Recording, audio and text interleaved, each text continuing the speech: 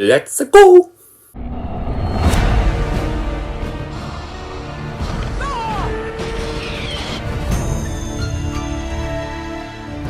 Those were up, and they did. We're smart, and my...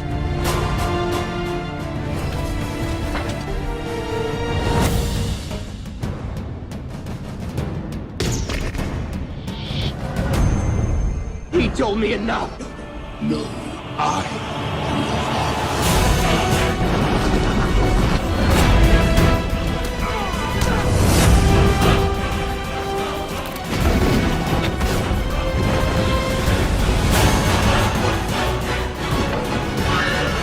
Here's Chuck.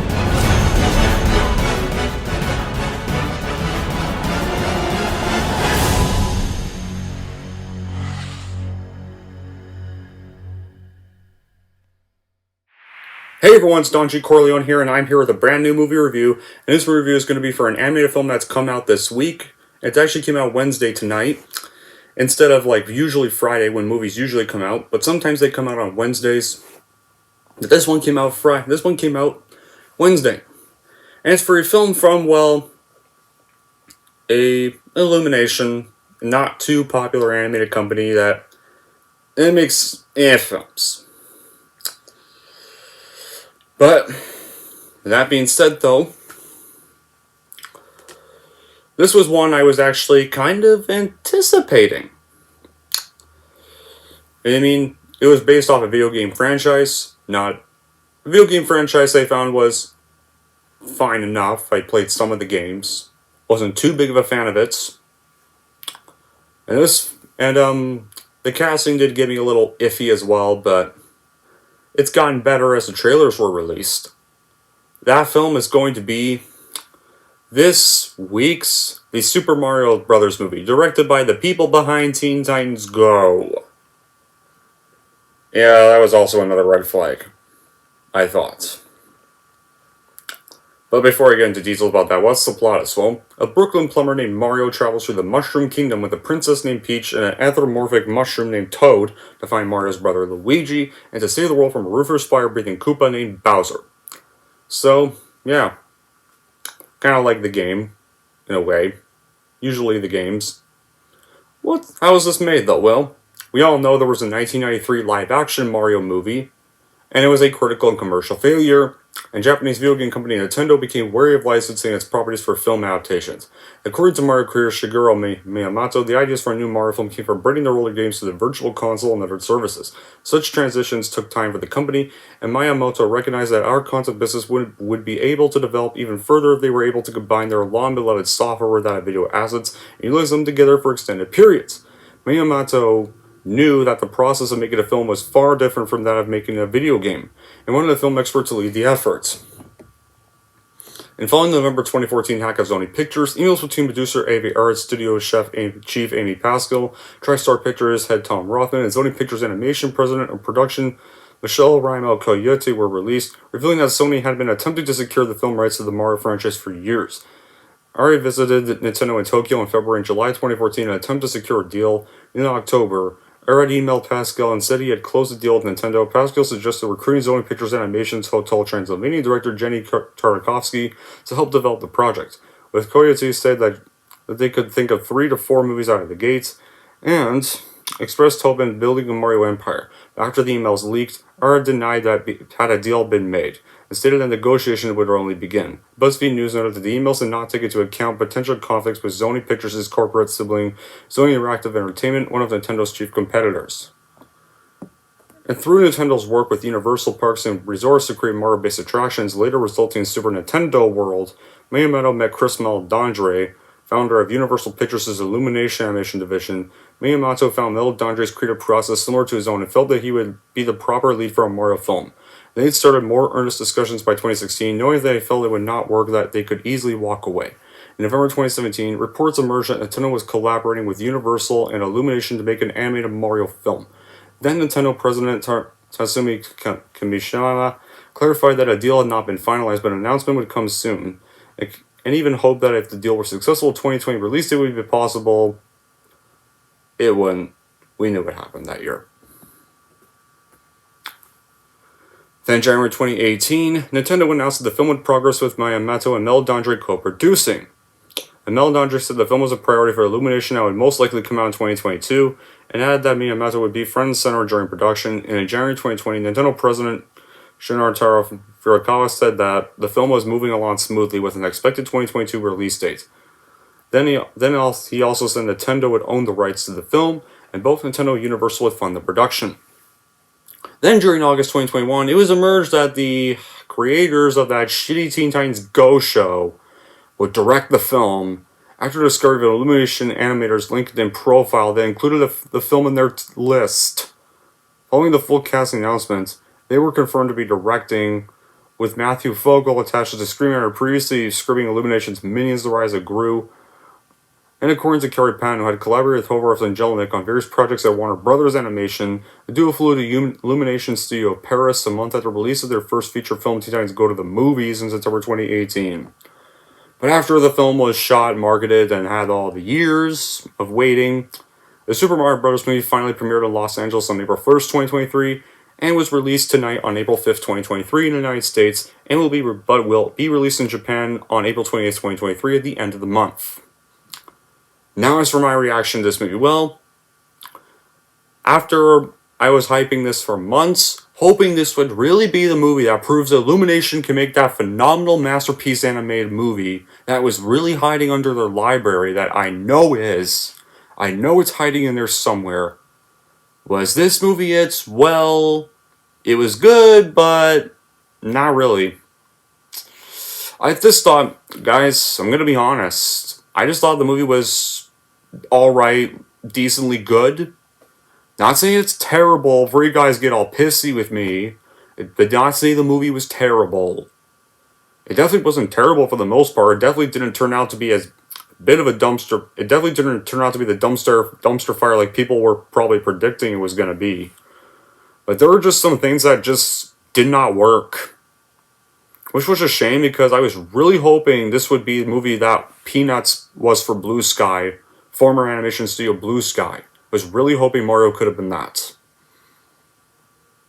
This movie, like we all know, features an outstanding comedy cast like Jack Black as Bowser, Seth Rogen as Donkey Kong, I'll get to it later, Fred Armisen as Cranky Kong, Kevin Michael Richardson as Kamek, and Sebastian Maniscalco as the role Spike. And it also features Charles Martinet as an official voice actor, and who is known for voicing the characters Mario and Luigi in the Super Mario games for over 30 years. Now, the animation was good. Like, while the bright, colorful animation is ludicrously over detailed, the script as a whole just feels underdone.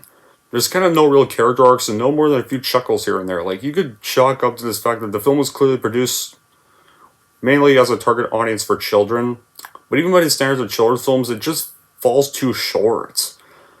And despite some good vocal performances, some of the characters do feel flat. And since like most of the ones that are in danger are just minor side characters from the games, it's just too difficult to get invested in the journey. And it does have some clever moments, like an early race to the brothers' first plumbing job that emulates the side-scrolling platform games of which the film is based on, and the aforementioned training montage, which effectively recreates the fun and frustration of learning and mastering how to play a video game like Super Mario Bros. And it's dense with blink and you'll miss of references to other classic video games, which would be a delight to the devoted fans who are obviously going to rush to the theater for the film's opening weekend, which will be Easter. The Super Mario Bros. Movie does have a short list of creative goals, like aiming to keep things simplified enough to avoid the headaches and disasters of the 1993 film. There's a villain in Bowser, and actually Bowser this time, not some guy named King Koopa. That hulking monster with a love of fire tours the land of this massive flying fortress, supported by Kamek. Like, this is like a sorcerer who turns many of his boss's whims into reality, and this is how the movie starts. This is actually the first scene of the movie. And Bowser wants to rule the world, but he's interested in charming Peach, with his lovingness driving his low impulse control and making it more palatable at taking us for younger viewers. Yeah. One thing I didn't like they basically give Bowser this running gag how he wants to marry Peach, which I don't think we needed. We didn't need that. Mario and Luigi do hope to make something themselves with the plumbing business, struggling to find customers and impress their judgmental family, which especially bums out Mario, giving him an arc of redemption to handle during his experience in the Mushroom Kingdom. Now when it comes to Mario and Luigi, I loved their arc here. I loved their scenes together and their moments. Their moments were the best parts of the movie, easily. And their brother relationship was perfect. And Brad and Charlie Day had really good brother chemistry. Especially they worked together in the Lego movie, so it was nice to see them really shine more here. And I really loved their scenes together. Like when Mario's dad's basically being a dick, it basically says you're dragging your brother down with you. When they're pretty much trying to start their own business and their old boss judges them, and even their dad's being a bit of an asshole, which pretty much upsets Mario. And the family does give the dad a bit of a dirty look. So at least the whole family doesn't really agree with him. He's all hypocritically like, "What did I say? You were being a dick. Of course you did something wrong, you idiots."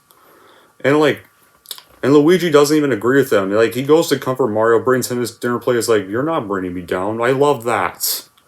That's great. Now that's great right there. Those moments between them were perfect. The story isn't King of the Super Mario Bros. Movie, except it basically follows Mario as he learns how to navigate his surroundings, suddenly confronted with a world of mushroom powers, question blocks, and physical demands. And Peach is pretty much the first to test the plumber, with the feature recreating the video game experience to a certain degree. Mario's journey is only beginning in the picture, and he soon trials to battle Donkey Kong, hoping to win support from the Gorilla Nation, including Cranky Kong. And during this moments, and yeah, this was another one of my problems with the film. You all know, guys, I'm not a Seth Rogen fan anymore because of a lot of certain things that I don't need to explain. And I know while the voice actors here actually try to use good voice disguises for their characters, Donkey Kong doesn't even have a voice disguise. And you want to know what's worse? Not only that, but I hate how they handled Donkey Kong in this movie. The minute you meet him in the arena, the first thing he does is this gross loser dance. And Cranky Kong's telling him to stop it. It's like, "Everyone loves my dance." He even does the nipple thing. Yeah, I totally want to see Donkey Kong do that gross dance like that. Good way to handle one of the toughest characters of Mario. Let's make one of the toughest characters of Mario a loser. And he's even a jerk, too, in this film. I get him and Donkey Kong a bit of a rivalry, but they kind of made Donkey Kong kind of a prick.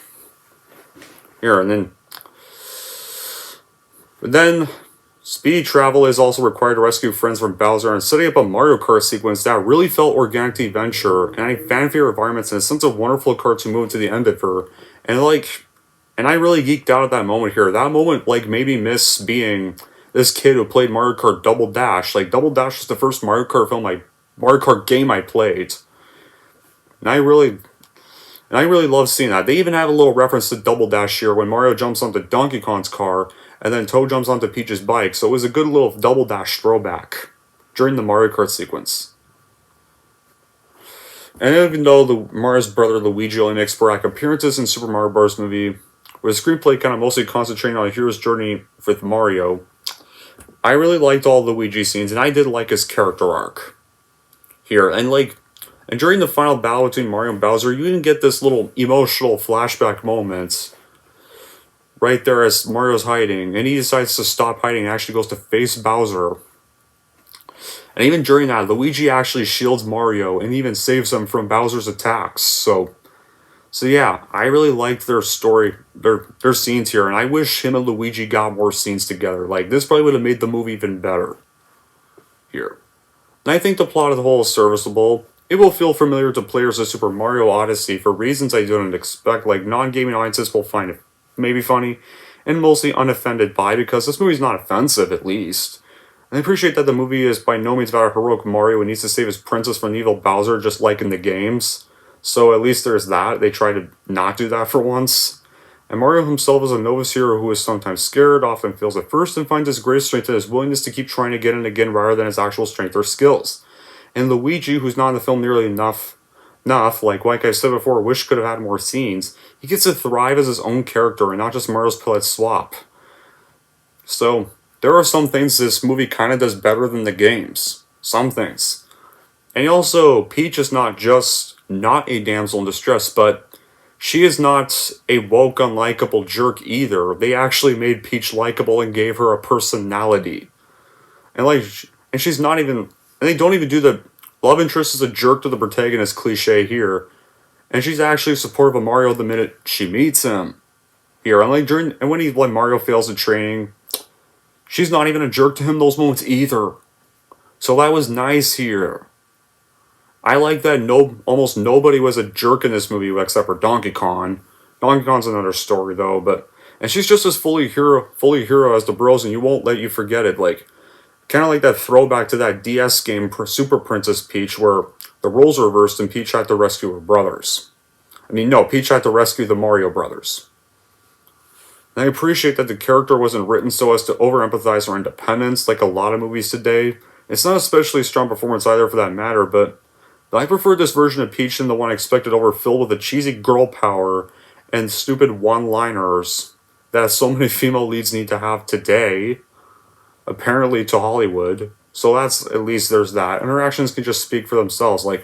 And I thought Anya Taylor-Joy was alright, and honestly, Deathly wasn't bad either.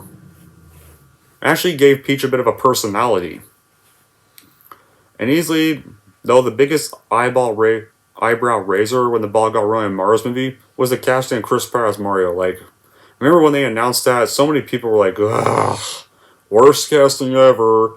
And I did kind of agree at the time, and the teaser didn't really improve my reactions, but as the trailers released more, my thoughts started to improve slowly. But on paper, his casting and the prioritization of celebrity voice actors or veteran voice actors didn't bode well, but Pratt stepped into the role with his recognizable charm. His affable, though clumsy Brooklyn plumber is about as good as adaptation as a character as you can hope for. Now by trading in the high-pitched voice from the games for a more classic Brooklyn accent. And Charlie Day's 11 fear-prone brother, Luigi's even better. In fact, I think Charlie Day actually also, performance as Luigi was actually perfect here. And right from the onset, as these two struggled to get their burgeoning and plumbing business off the ground, they're swell adaptations of the most iconic duo in gaming, and luckily translated to another medium. One can immediately see the great care that was taken, and this is before we enter the Mushroom Kingdom, so yeah, Illumination, I like that Illumination made Mario and Luigi perfect character arc for one another. Here, you could tell they really care about one another. Here, they don't, have any fallouts or anything like that. It's perfect right here. So, as we all know, Illumination won't be on Pixar level terms of storytelling or hearts, but they know how to create some sprawling landscapes, beaming with charm and good humor. And studio is an ideal match for the logical world of Mario, where pipes service transportation, flowers shoot fire, and roads are made of rainbows.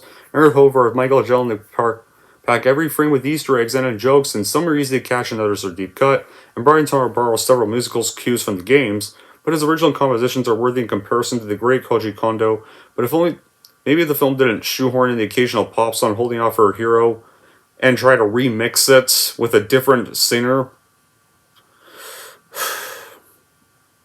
But hey, they didn't fill it in with a plethora of pop culture references. That's the thing, with the songs. The songs, I like their 80s songs, but with Holding Out for a Hero, you could have used the original Bonnie Tyler version. And,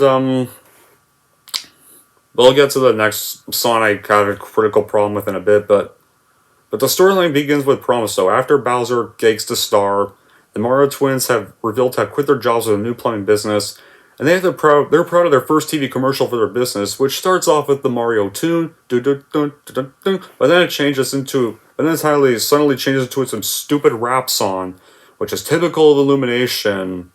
Illumination is known for putting shitty rap songs in their films. Their family's less impressed by the ad, except for their mom, who at least is supportive of their business, and the patriarch even shares his disappointment with Luigi quitting a steady job just to follow his dream of owning his business and dragging his brother with him. Like I mentioned, the dad, yeah. Yeah, that moment where the dad was being a prick.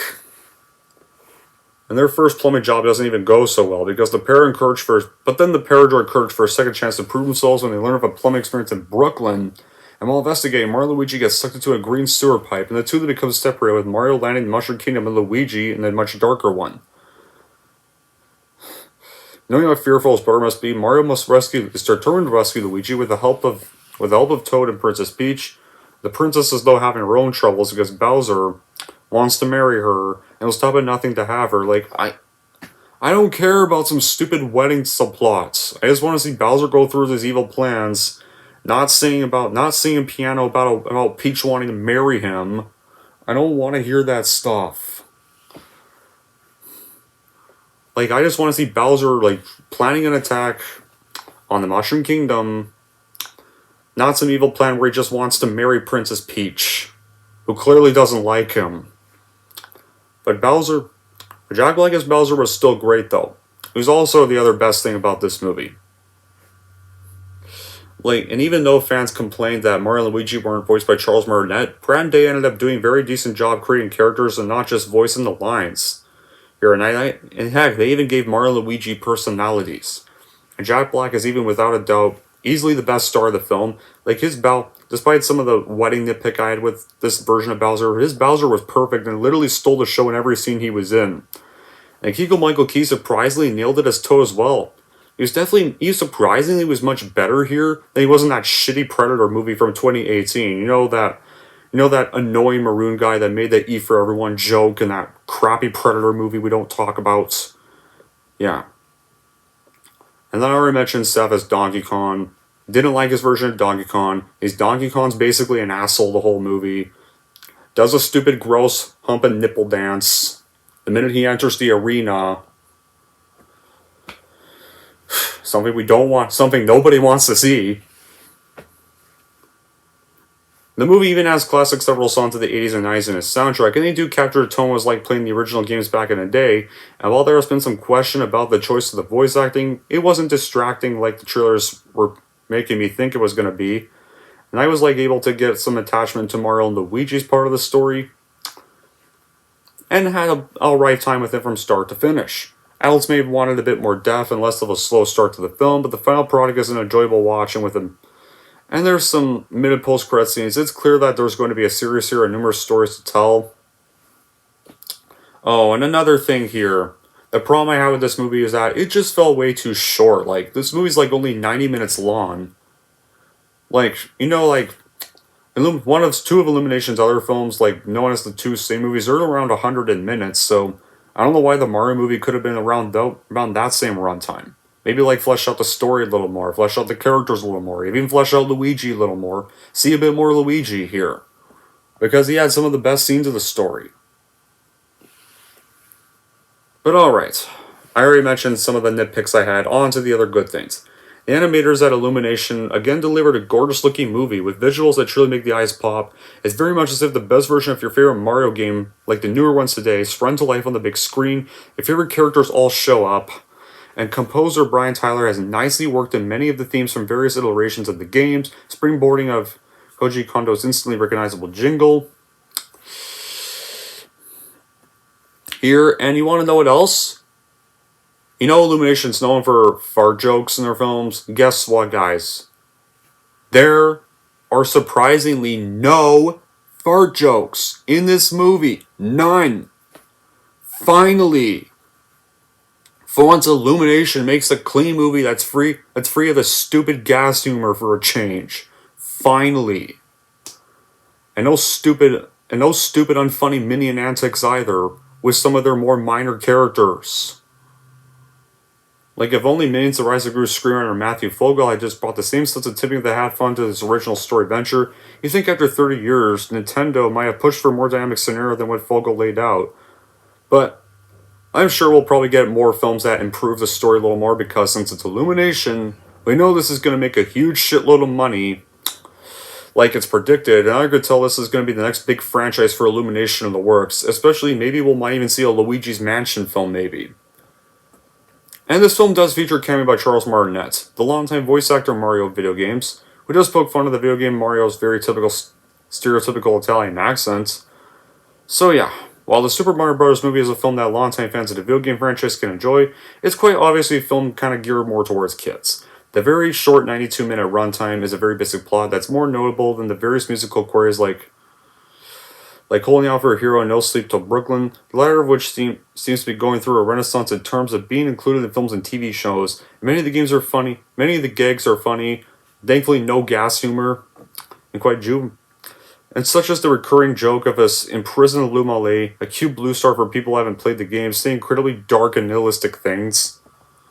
But Super Mario Bros. Movie, nice little time waster. Definitely not terrible, but not the masterpiece I was hoping. In the end, the Super Mario Bros. Movie is the perfect film to take your children to during Easter weekend, and any kid who loves Mario and the video games as well is totally probably going to really love this film. But if you don't have kids, this might just be a stream option for sure. Look guys, I get some of you love the film, but I did like it, I did decently think it was good, but I just kind of want to have some honest opinions and not try to lie and have the same, and not just try to lie and say I have the same opinions as everyone else just to please the people who love certain films. Guys, I'd rather be honest here. I'm not saying the movie was terrible. The movie was decently good, but the first half and some of the things I've already mentioned didn't work. So if there's a sequel, I hope they can improve that stuff. They really should improve that stuff in the sequel. Anyways, that's it for my review of the Super Mario Bros. Movie. If you're wondering how I'm going to rank the Super Mario Bros. Movie, here's how I'm going to rank this movie. So overall, if your kid is a Mario fan, but if you are an adult Mario fan, then this is a must-see for your children for sure, but it might only be a stream online for an adult Mario fan because I don't think a lot of adults would get anything out of this film but fan service. And if you're wondering how I'm going to rank the Super Mario Bros. Movie, I'm going to give the Super Mario Bros. Movie a 7 out of 10. There we go. That wraps up my review for the Super Mario Bros. Movie. And, yeah, once again, it definitely was pretty good. At least it didn't turn out terrible. But some things just didn't work for me. Simple as that. Each their own, but just some things in this movie just didn't work. I have a feeling this will make a lot of money because it's Illumination, and a lot of kids love Mario, so not $1 billion, but pretty huge amount of money, so hopefully any follow-ups can improve on this, and hopefully some follow-ups can be better. Until then guys, that'll be it for this review. Thank y'all for watching. If you like this, want to see more, and don't forget to like, subscribe to Don G. Corleone.